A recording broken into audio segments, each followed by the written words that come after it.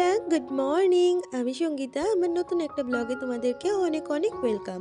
কেমন আছো তোমরা সবাই? আশা করছি ভালো আছো আর সুস্থ আছো। আমরাও না বেশ ভালো আছি। আর আজকে হচ্ছে রবিবার, এখন ঘড়িতে বাজে সকাল 6টা। তোমাদেরকে সাথে নিয়ে আজকের ব্লগটা এখান থেকেই শুরু করছি। আই হোপ ব্লগটা ভালো লাগবে।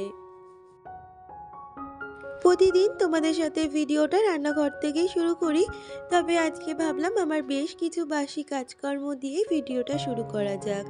আজকে তো রবিবার, স্কুলে যাওয়ারও তাড়াহুড়ো নেই, সেই কারণেই আজকে বাসি সমস্ত কাজ আস্তে ধীরে গুছিয়ে নেব। তার মধ্যে আজকে হচ্ছে আমাদের একাদশী, সে কারণে আমার তো অনেকগুলো এক্সট্রা কাজ থাকে, সেই কাজগুলো এখন গুছিয়ে নেব। একাদশীর দিনগুলোতে আমার কিন্তু বেশ কিছু এক্সট্রা কাজকর্ম থাকে, সেগুলোই আজকে করে নেব। সকালবেলা উঠেই তো রান্নাঘরটা পরিষ্কার করে নিই, আর তারপরে এই বোতল মাজা এইগুলো তো রয়েই থাকে। প্রতিদিন রাত্রিবেলায় কিন্তু রান্নাঘরটা আমি পরিষ্কার করে গুছিয়ে ঘরে যাই, তাও যেন সকালবেলা উঠে মনে হয় কিছু যেন খামতি রয়ে গেছে, রান্নাঘরটা পরিষ্কার নেই। সেই কারণে রান্নাঘর পরিষ্কার কিন্তু আমি প্রতিদিন সকালে উঠে আর একবার করে করি।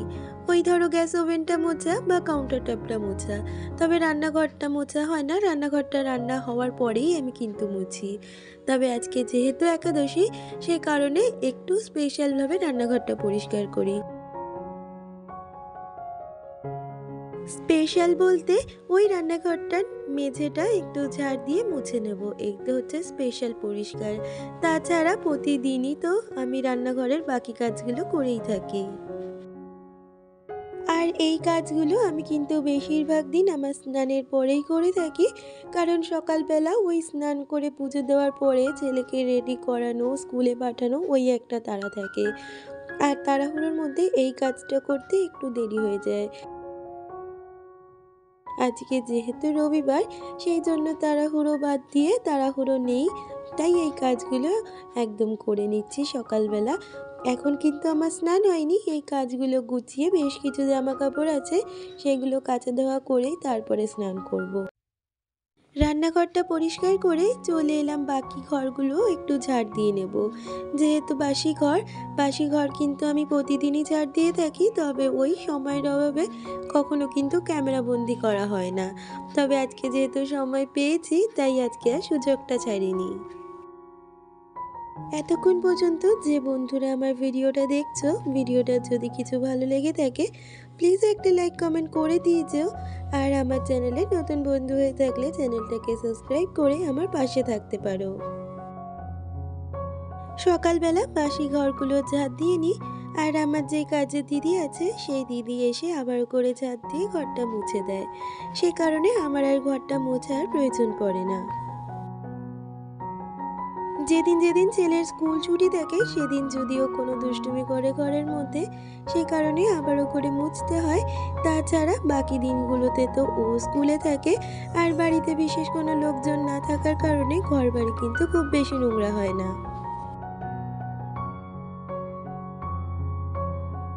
আর এই যে আমাদের সমস্ত ঘর ঝাঁট দিয়ে চলে এসেছি বারান্দায়। বারান্দার জুতোগুলো একটু অগোছালো ছিল, সেগুলোকেই সুন্দরভাবে গুছিয়ে রাখলাম। সংসারের একঘেয়ে কাজগুলো করতে মাঝে মধ্যে কিন্তু বেশ বিরক্তি লাগে, তবুও কিছু তো করার নেই, সংসারটা যখন আমারই, কাজগুলোকে তো আমাকেই গুছিয়ে করতে হবে। আর যখনই এই কথাটা মাথায় আসে যে আমার সংসারে তো দ্বিতীয় বিকল্প কেউ নেই, যে এই কাজগুলো অন্য কেউ এসে করে দেবে, আমার কাজগুলো যখন আমাকেই করতে হবে, তাই আর আলস্যতা করে কাজগুলোকে ফেলে না রেখে সুন্দরভাবে গুছিয়ে নেওয়াটাই ভালো। আর এই যে ঘরটা ঝাঁট দিয়ে যে নোংরাগুলো ছিল সেই নোংরাগুলো এই উঠোনে ঝাঁট দিয়ে ফেলে দিচ্ছি। উঠোনটা কিন্তু সকালবেলা আমার ঝাঁট দেওয়া হয়ে গেছে, আর গেটেও জল দেওয়া হয়ে গেছে, তবে এই দুয়ার গোড়ায় জলটা দেওয়া হয়নি, তাই এখন জলটা দিয়ে নিচ্ছি।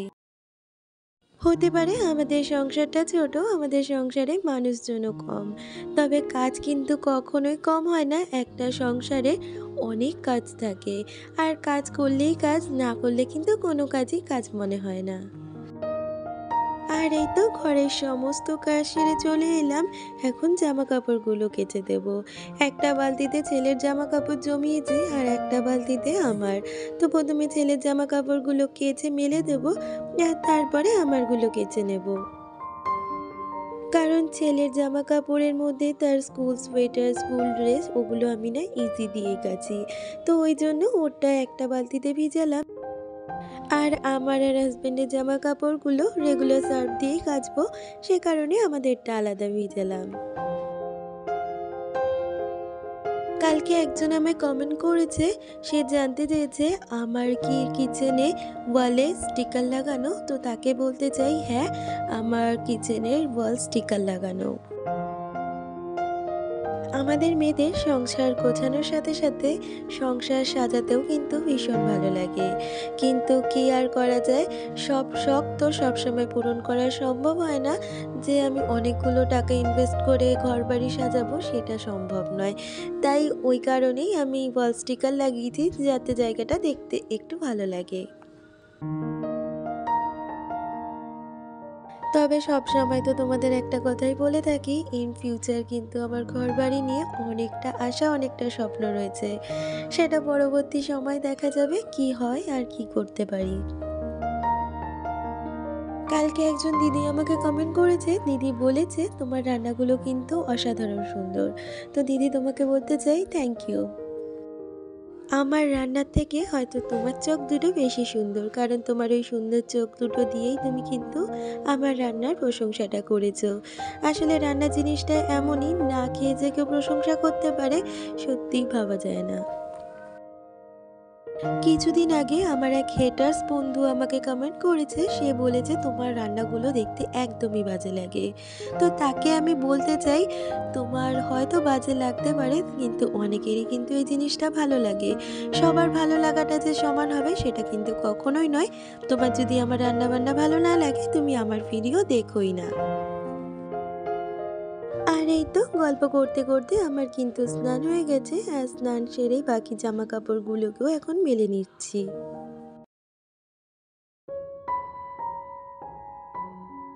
আর এই সমস্ত কাজগুলো আমার কিন্তু 6টা থেকে ওই 8টা থেকে 8:30টার মধ্যে কমপ্লিট হয়ে গেছে।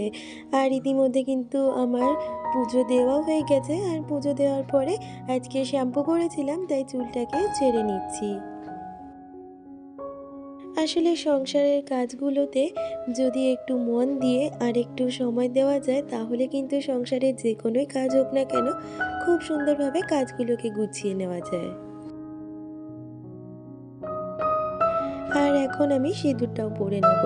তো আমি সিঁদুর কেন গলায় পরি এইটা নিয়েও একজনের প্রশ্ন ছিল, তাকে কিন্তু আমি আমার রিপ্লাই দিয়ে দিয়েছি।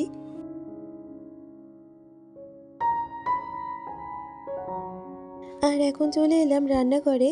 যে বোতলগুলো মেজে রেখেছিলাম সেই বোতলগুলোকেই আবার জল ভরে নেব। আমরা বাড়িতে যেহেতু ৩ জন মোটে মানুষ, সেই কারণে জলের বোতলের কিন্তু অনেক বেশি প্রয়োজন হয় না। এই ৩-৪টে বোতলেই আমাদের হয়ে যায়। আর এখন চাটা করে নেব। এই সমস্ত কাজবাজ করে সকালে যদি ১ কাপ চা না পাওয়া যায় তাহলে মনে হয় কি সারাটা দিনই আমার বৃথা। সেই কারণে দুজনের জন্য চা করে নিলাম। ইতিমধ্যে হাসব্যান্ডের কিন্তু আরও ১ কাপ হয়ে গেছে সকালে। সকালে আর কোনো ভিডিও শ্যুট করা হয়নি, কারণ আজকে তো রান্নাবান্না কিছুই নেই। সে কারণে কি আর ভিডিও করব। তাই আবারও দেখা হচ্ছে তোমাদের সাথে সেই বিকালবেলা। আর বিকালবেলা আজকে ঘুম থেকে উঠে ঠিক করেই রেখেছি ছেলের জামা কাপড়ের যে বাস্কেটটা আছে এটা আগে গুছাবো, কারণ অনেক দিন যাবত বাস্কেটটা ঠিক করে গোছানো হচ্ছিল না। আর এই বাস্কেটটা আমার ছেলের হওয়ার পর থেকে, সেই ছোট থেকে জামা কাপড় এখনও মোটামুটি বড় হয়েছে, এতদিন পর্যন্ত কিন্তু আমি এখানেই রাখি। আর বিকালবেলা চলে এসেছি একটু পায়েস বানাবো। মানে আজকে তো চাল খাওয়া যাবে না, যেহেতু একাদশী, তাই আজকে সাবু দিয়ে পায়েস বানাবো। ঘরে একটু গুড়ও রয়েছে, তাই হাজব্যান্ড বলল একটু দুধ দিয়ে গুড় দিয়ে আর সাবু দিয়ে পায়েস করে দাও। সেই কারণে প্রথমে দুধটা জাল দিয়ে নিচ্ছি, আর যেই পাটালিটা রয়েছে পাটালিটাকে কেটে নেব। এর আগের দিনও কিন্তু এই পাটালি দিয়ে আমি পাটিসাপটা বানিয়েছিলাম, খেতে কিন্তু বেশ ভালো হয়েছিল। আর পাটালিটা দিয়ে আজকে করে নেব একটু পায়েস। আসলে আমাদের বাড়িতে এই মিষ্টি জাতীয় জিনিস খেতে সবাই খুব পছন্দ করে। আমার হাসব্যান্ড, আমার শ্বশুরমশাই যখন বেঁচে ছিলেন উনিও কিন্তু মিষ্টি খেতে খুব পছন্দ করতেন। আর এখন দেখছি আমার ছেলেও কিন্তু মিষ্টি খেতে বেশ ভালোবাসে। ওদের তরকারির থেকে মিষ্টি জিনিসটা বেশি দাও, ওরা কিন্তু সেটাই খেয়ে নেবে। মানে অর্ধেক দিন রাত্রিবেলা তো তারা মিষ্টি দিয়েই রুটি খেয়ে নেয়।